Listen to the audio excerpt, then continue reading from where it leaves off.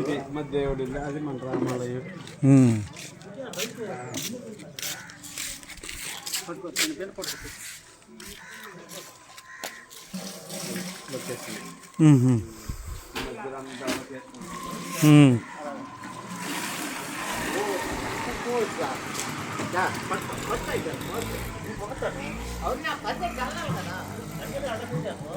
పెద్ద అవతల క్వాలిటీ అసలు వచ్చింది అక్కడెక్కడ అలాగే సరే పద్మాపురం